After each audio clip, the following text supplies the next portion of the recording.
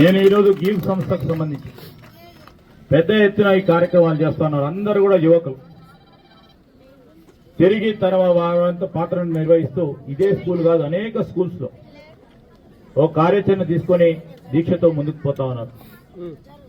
ఇంకా కూడా ఈ ప్రాంతంలో ఉన్న మరి మారుమూల ప్రాంతం పలిమెల గాని, అదేవిధంగా అటు మహాముత్తారమే గాని, మరి మలార్ మండలాలకు సంబంధించి గాని, మాదేపూర్ మండలంలో ఉన్న ఇతర పాఠశాలలకు సంబంధించి మీరు ఎంతవరకు సహకారం ప్రభుత్వానికి మరి మీతోని సమన్వయం చేస్తా ఉన్న మా డిటిఎఫ్ మిత్రులకి, అదేవిధంగా విద్యా శాఖకు సంబంధించిన అధికారులకు నేరుగా నాతోని మాట్లాడి కూడా మేము సమయం ఇస్తాం. విద్య గురించి కలెక్టర్ గారు కూడా సమయం ఇస్తారు.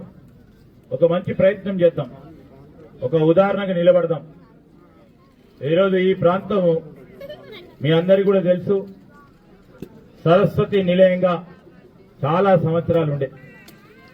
గత 10 సంవత్సరాలుగా సరస్వతి నిలయం పోయింది. రాయలసీమ కల్చర్ వచ్చే ప్రమాదం కనబడుతున్నారు. మళ్ళా తిరిగి సరస్వతి నిలయం ఏర్పాటు చేయాలి, మన బాధ్యతగా మన పరంగా ఉంది.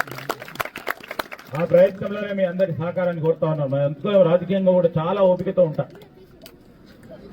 మనము ఆవేశాలకు పోతే ఈ ప్రాంతం అంతా ఎటు అల్లోకల్లోలం అయ్యే పరిస్థితులు ఏర్పడతాయి. ఈరోజు మనకు కావాల్సింది మన పైన నమ్మకం ఉన్న ఇట్లాంటి విద్యార్థులకు వ్యవస్థను నమ్ముకొని మేమేదో బాగుపడతాము.